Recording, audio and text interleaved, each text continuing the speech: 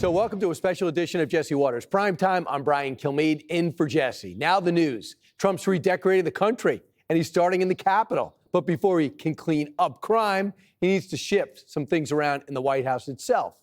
The president reportedly moved President Obama's portrait to a staircase that no one really uses.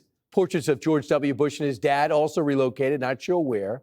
Sources say Trump is directly involved in every change at the White House, no matter how big, no matter how small. The improvements are so apparent, even ABC picked up on it. The transformation has been gradual and unmistakable. Here's what it looked like in November when Trump visited Biden after the election. By February, some golden urns on the mantle. April, gold adornments appear on the walls. By July, it's gold everywhere. Just this week, more scaffolding popped up. Even more new gold trim appeared. The room where presidents have long struggled with the big decisions has never looked so golden. But there's one spot that isn't getting a renovation anytime soon. That's the press briefing room. You're building the big, beautiful ballroom. Yeah. Could we build a big, beautiful briefing room? Updated technology, more seats. I don't want to do that. I don't want you to be comfortable. Trump's okay with making D.C. a little uncomfortable, but he doesn't want to make it unsafe. And that was the focus of today's presser. The president's taking over D.C.'s police force for at least a month and deploying the National Guard to fight crime. I'm announcing a historic action to rescue our nation's capital from crime, bloodshed, bedlam, and squalor, and worse. This is Liberation Day in D.C., and we're going to take our capital back. We're taking it back. You people are victims of it, too. You know, you're reporters, and I understand a lot of you tend to be on the liberal side, but you don't want to get mugged and raped and shot and killed. Nope, none of those things. The president's going out of his way to protect the same White House reporters who also call him a dictator. That's some of the nicer things they've said. What a nice guy the president is. And they need it now more than ever. The media is under attack. I can tell you firsthand here in downtown D.C. where we work, right here around our bureau, just in the past 6 months, there were 2 people shot. 1 person died, literally 2 blocks down here from the bureau. It was within the last 2 years that I actually was jumped walking just 2 blocks down from here. And then just this morning, one of my coworkers said her car was stolen a block away from the bureau. So keep all your stats, good or bad. Those are real-life stories. D.C. has been dangerous for a long time. Everyone in the city is looking over their shoulder everywhere.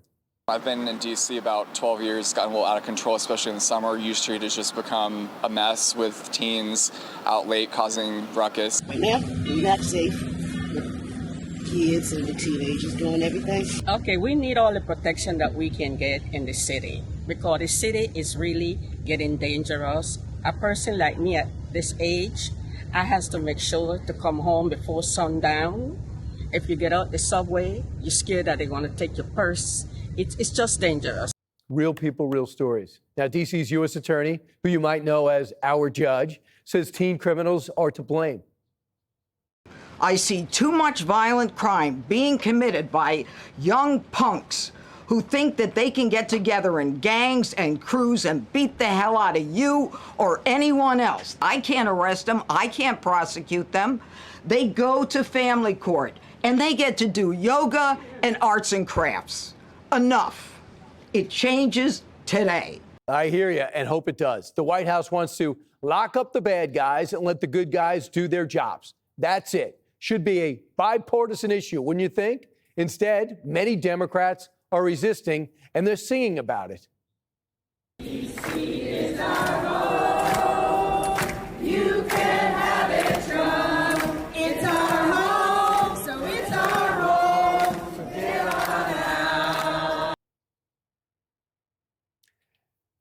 Protesters are worried. They're worried that Trump's going to send them to Alligator Alcatraz. When we say we won't go, that means we're not going to those mass incarceration, into their prisons and enslavement. We won't go into their ICE, those what he called his beautiful centers that he got. We won't go to where alligators live. Hell no, we won't go. Hell no, we won't go to Alligator Alcatraz. It doesn't ring heavily, it doesn't ring true, but it does ring true. Trump isn't sending anybody anywhere, unless, of course, you're an illegal alien or a migrant or committed a crime. That sounds like civil war, though, to Maxine Waters.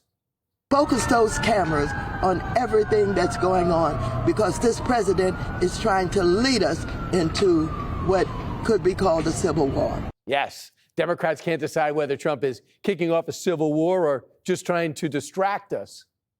How much of this is about grandstanding, is about Donald Trump just bashing cities because this is another point of distraction for him with the Epstein files, with anger that he has domestically over this meeting coming up with Vladimir Putin. There's a lot of things that he would like to distract us from.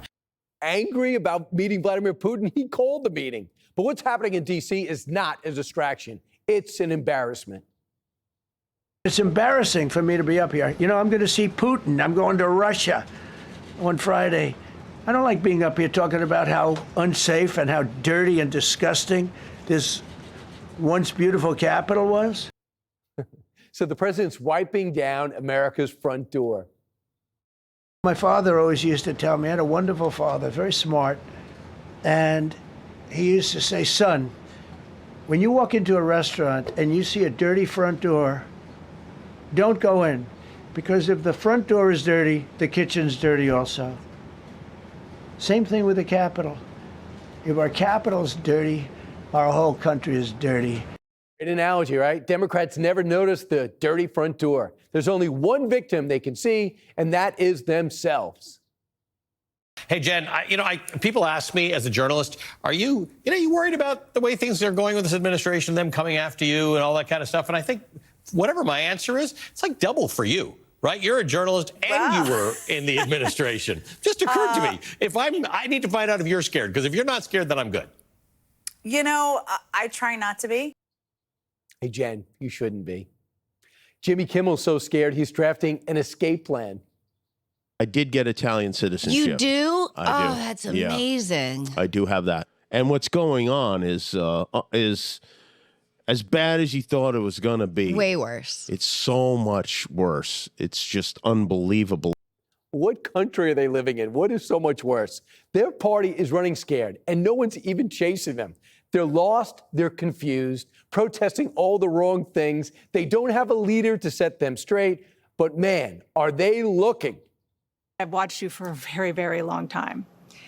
You're obviously still full of vigor and intensity for the things that you're passionate about and have been for decades.